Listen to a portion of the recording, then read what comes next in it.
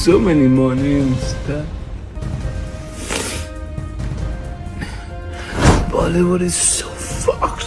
Bollywood is so screwed.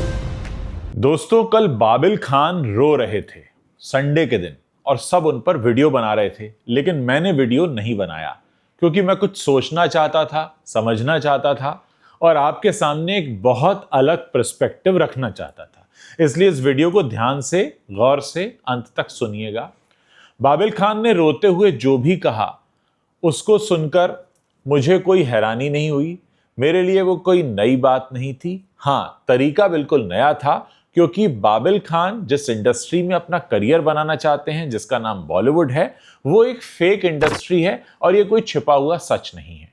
सब जानते हैं। बाबिल ने बस जिस तरह से सोशल मीडिया पर आकर अपनी बात रखी, लोगों के लिए वो नया था क्योंकि लोगों को आदत पड़ चुकी है सोशल मीडिया का जो झूठ है उसे उसी तरह से देखने की जिस तरह से उन्हें दिखाया जाता है। यानी बाबिल खान अपनी निजी जिंदगी में जिस दुख या गम से होकर गुजर रहे हैं, जो फ्रस्ट्रेशन उन्हें है, उसे उन्होंने ज्यों का त्यों सोशल मीडिया के कैमरे पर रख दिया। लोगों को हैरानी इसलिए हुई क्योंकि लोगों को उसकी आदत नहीं है। लोगों ने उन्हें जज करना शुरू कर दिया। मेरे एक डायरेक्टर मित्र हैं, उनसे मैंने पूछा कि आपने बाबिल का ये वीडियो देखा? तो उन्होंने कहा मैंने देखा। मैंने कहा उस वीडियो को देखने के बाद आपके मन में क्या विचार आया? तो उन्होंने कहा मेरे मन में विचार ये आया कि अगर मुझे कोई फिल्म बनानी है और बाबिल को उसमें लेना है तो मैं बाबिल को उसमें नहीं लूंगा क्योंकि मेरे हिसाब से वो एक ऐसे शख्स भी हो सकते हैं जिसे इमोशनली बहुत आसानी से तोड़ा जा सकता है और ऐसे में हो सकता है मेरे फिल्म के सेट पर अगर मैं बाबिल खान को साइन करूं तो कुछ ऐसा माहौल हो जिसके साथ वो एडजस्ट ना कर पाए और फिर वो अपने काम के साथ न्याय ना कर पाए। यानी बाबिल की एक इमेज ऐसे बनकर भी सामने आई कि जो एक ऐसा शख्स है जो इमोशनली बहुत जल्दी टूट सकता है, तो बहुत सारे लोग उनके साथ काम नहीं करेंगे।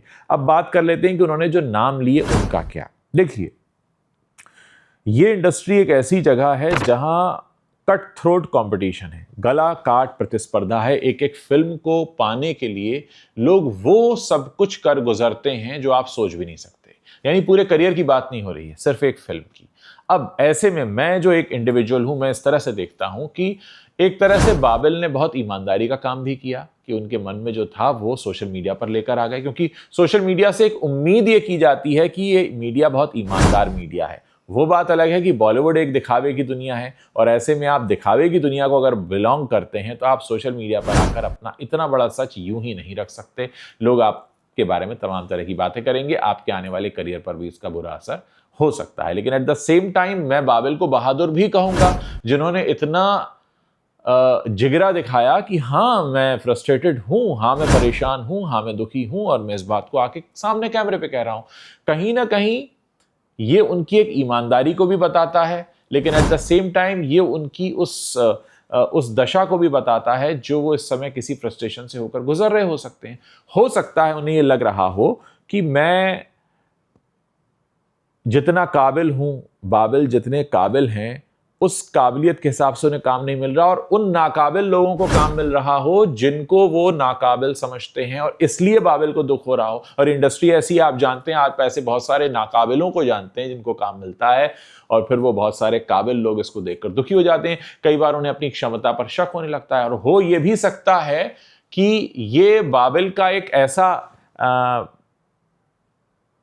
ऐसा दौर हो जहां पर उन्हें खुद को साबित करना और वो खुद को साबित ना कर पा रहे हैं और फिर एक अंदर का फ्रस्ट्रेशन निकल कर आ रहा हो। तो तमाम तह और परतें हैं इसकी। सिर्फ इस वीडियो को देखकर ये कह देना कि आपको ऐसे नहीं रोना चाहिए था, आपको सोशल मीडिया पर सिर्फ अपना गुडी गुडी चेहरा दिखाना है। तो दो तरह के लोग हैं दोस्तों। कुछ लोग कहते हैं सोशल मीडिया बड़ा रियल मीडिया है, यहाँ पे तो लोग अपने जो बातें हैं वो दिल खोल कर रख देते हैं। लेकिन एट द सेम टाइम अगर आप एक इमेज पर चलने वाली बॉलीवुड इंडस्ट्री का हिस्सा हैं और आप अपने दिल का हाल खुल कर रख दें तो लोग आपको जज भी करते हैं कि यार ये तो बड़ा कमज़ोर आदमी है।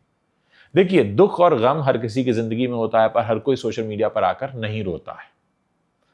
अगर आप सोशल मीडिया पर आकर रोने लगते हैं तो दो चीज़ें होती हैं, या तो आप एक एजेंडा लेकर आए हैं या आप एक इतने भरे हुए हैं कि आपको समझ नहीं आ रहा कि आप खुद को उड़ेल देते हैं।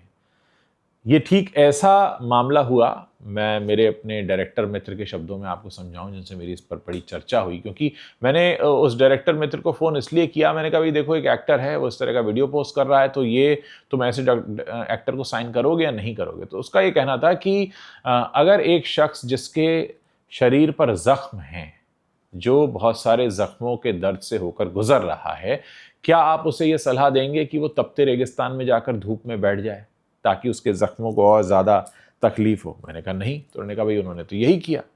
अगर वो ज़ख्मी थे, अगर उनको दर्द हो रहा था, गम था, तो वो अपने ज़ख्मों को लेकर सोशल मीडिया पर आ गए। सोशल मीडिया पर लोग उनके ज़ख्मों को नोचने लगे, क्योंकि सोशल मीडिया तो एक ऐसी जगह है जहाँ पे आपको जज किया जाता है। आपने अच्छा कहा तो अच्छा, बुरा कहा तो बुरा, यही होता है ना सोशल मीडिया पर। तो ये करवाना अगर आप चाहते हैं तो आप करवा लेंगे, और जब आप ये करवा लेते हैं तो फिर क्या होता है? फिर आप या तो लोगों की सिंपैथी का केंद्र बन जाते हैं, या लोग कहते हैं कोई एजेंडा लेकर आया, भाई देखो ये तो पब्लिसिटी स्टंट लेकर आया है, इसका तो कोई एजेंडा है, ये तो कुछ कहना चाहता है। बहरहाल बाबिल के उस वीडियो से जो मुझे समझ में आया वो ये कि मैं पहले से जानता हूँ बॉलीवुड एक फेक वर्ल्ड है, वही उन्होंने कहा। मैं पहले से जानता हूँ कि बहुत सारे नाकाबिलों को काम मिल जाता है और काबिल आदमी को नहीं मिलता है, ये भी एक कोई बड़ी बात नहीं है। मैं ये भी जानता हूँ कि हर आदमी अपनी लाइफ में कभी ना कभी किसी तरह के दुख, स्ट्रगल, गम, फ्रस्ट्रेशन या पीड़ा, दर्द से करहाता हुआ निकलता है। तो मेरे लिए ये भी नया नहीं था कि अरे बाबिल खान को दुख हो रहा है, ये तो बड़ी हैरानी की बात है। ना तो मेरे लिए ये हैरानी की बात थी। हाँ, मेरे लिए हैरानी की बात ये थी कि उन्होंने इतना जिगरा दिखाया कि वो कैमरे के सामने आकर वो कहने लगे जो आम तौर पर कोई नहीं कहता है। अब उनका इस तरीके से खुलकर आना और इतनी सारी बातें कहना ये ज़रूर बता गया कि हमने जो बातें कही हैं बॉलीवुड के बारे में वो सच ही कही हैं। वो बातें ऐसी नहीं है कि आपको अच्छा जी आप तो कुछ और कहते थे, ये तो कुछ और निकला।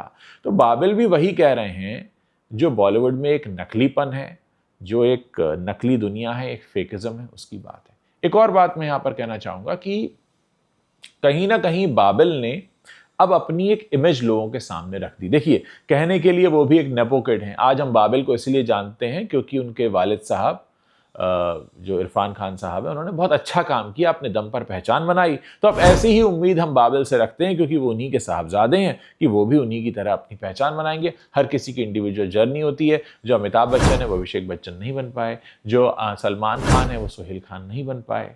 तो ये तो एक अलग बहस हो जाती है कि कोई नेपो किड है तो उसे कितनी फैसिलिटीज़ मिली, फिर वो उसको कितना कर पाया नहीं कर पाया, वो तमाम तरह की बातें। लेकिन हाँ, इतना ज़रूर है कि हमारी उम्मीदें बन जाती हैं। जो धर्मेंद्र ने कहा किया वो बॉबी देओल तो नहीं कर पाए, या जो राजेश खन्ना कर पाए वो ट्विंकल खन्ना नहीं कर पाई, जो राजेंद्र कुमार कर पाए वो कुमार गौरव नहीं कर पाए। तो ये तो है।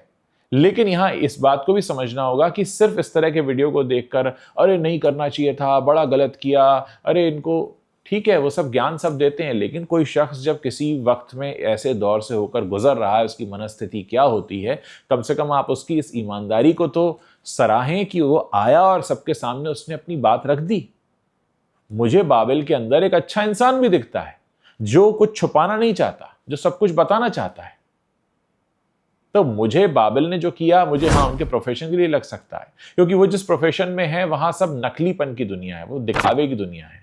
फिर चाहे वो अनन्या का नाम लें, सिद्धांत चतुर्वेदी का नाम लें, या वो किसी का नाम लें, हो सकता है उस दुनिया में सबके सब सर के बल खड़े होते हैं और उस दुनिया में बाबिल पैरों पे खड़े होकर ये दिखाना चाह रहे हो कि यही सही है, तो वहां पे वो मिसफिट हैं। तो क्या बाबिल जिस दुनिया में अपनी जगह बनाना चाहते हैं, क्या वो उसके लिए फिट हैं? उनका फ्रस्ट्रेशन ये है कि वो खुद को नहीं पहचान पा रहे हैं, या उनका फ्रस्ट्रेशन ये है कि वो जिस दुनिया में अपना नाम बनाना चाहते हैं उसको नहीं पहचान पा रहे हैं, या उनका फ्रस्ट्रेशन ये है कि वो उस दुनिया में नाम कमाना चाहते हैं, उस दुनिया में जगह बनाना चाहते हैं जहां के लिए वो मिसफिट हैं या जहां के लिए वो बने नहीं, और उन्हें लग रहा है कि मेरे से नाकाबिल लोगों को काम मिल जाता है और मेरे जैसे काबिल को नहीं मिल रहा है, तो देखो ये कैसी दुनिया है। ज़्यादातर लोगों की जंग ही होती है कि वो जिस दुनिया में अपनी जगह बनाना चाहते होते हैं, उस दुनिया के या तो वो काबिल नहीं होते हैं या वो दुनिया उनके काबिल नहीं होती।